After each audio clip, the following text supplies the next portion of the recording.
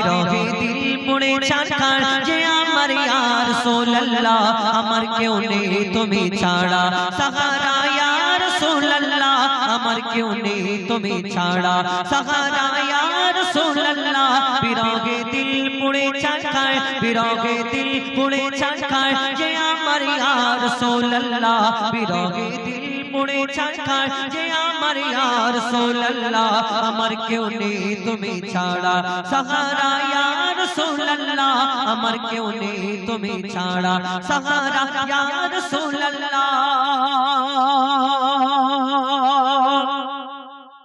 কত জনে দেখে তোমার কলিজা শীতল হয়ে যায় কত জনে দেখে তোমার কলিজা শীতল হয়ে যায় কত জনে দেখে তোমার কলিজা শীতল হয়ে যায় আমাকে দাও না দিদার আমাকে দাও না দিদার একেবারে ইয়া রাসূলুল্লাহ আমাকে দাও না দিদার একেবারে ইয়া রাসূলুল্লাহ আমার কেউ নেই তুমি ছাড়া সাহারা ইয়া রাসূলুল্লাহ আমার কেউ নেই তুমি ছাড়া সাহারা ইয়া রাসূলুল্লাহ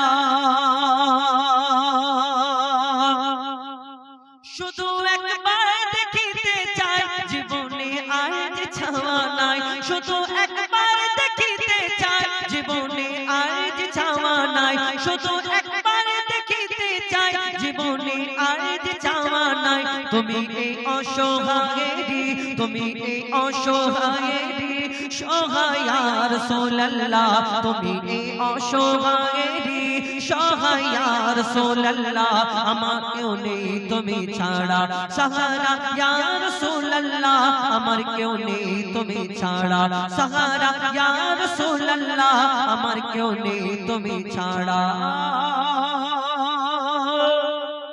সাহারা ইয়া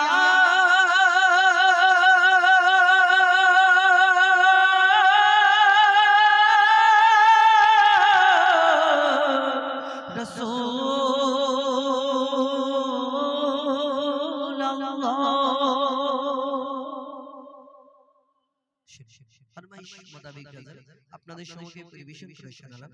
যেটা বলছিলাম এটা ঝগড়ার গজল আমার ভাইরা অনেকক্ষণ থেকে যখন থেকে এসেছে